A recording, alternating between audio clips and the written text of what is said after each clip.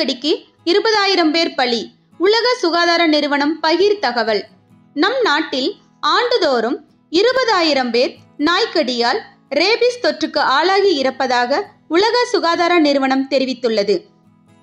இது உலக அளவில் நாய்க்கடியால் இறப்பவர்களின் எண்ணிக்கையில் 35% ஆகும்.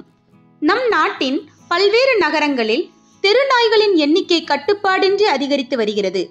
தெருவில் சுற்றி திரியும் இந்த நாய்கள் ரேபிஸ் தொற்றுக்கு ஆளாகும் போது எதிரில் தென்படுபவர்களை கடித்து குதறுகின்றன. உலக சுகாதார நிறுவனம் இது குறித்து வெளியிட்டுள்ள ஆய்வறிக்கையில் உலகம் முழுவதும் ஆண்டுக்கு 59,000 பேர் நாய்க்கடியால் இறக்கின்றனர். இந்தியாவில் மட்டும் ஆண்டுக்கு 20,000 பேர் இறக்கின்றனர் என தெரிவித்துள்ளது. இது உலக அளவில் நாய்க்கடியால் இறப்பவர்களின் எண்ணிக்கையில் 35%.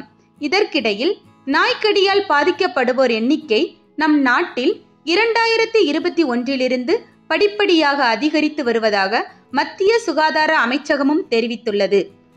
கடந்த 2021 17 லட்சம் பேர் நாய்க்கடிக்கு ஆளானதாகவும் 2022 இந்த எண்ணிக்கை 21.80 லட்சம், 2023 30 லட்சமாகவும் அதிகரித்துள்ளதாகவும் தெரிவிக்கப்பட்டுள்ளது.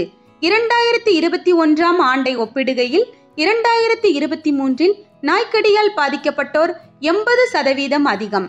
இது குறித்து மத்திய சுகாதார அமைச்சகம் மேலும் கூறியுள்ளதாவது: நாய்களின் எண்ணிக்கையை கட்டுப்படுத்துவதன் வாயிலாகவே நாய்க்கடியில் இருந்து மக்களை காக்க முடியும் என்பதால் விலங்குகள் கருத்தடை சட்டம் 2023 மத்திய அரசு நிறைவேற்றியுள்ளது. இதன்படியே நாய்களுக்கான கருத்தடை சட்டத்தை உள்ளாட்சி அமைப்புகள் செயல்படுத்தி வருகின்றன.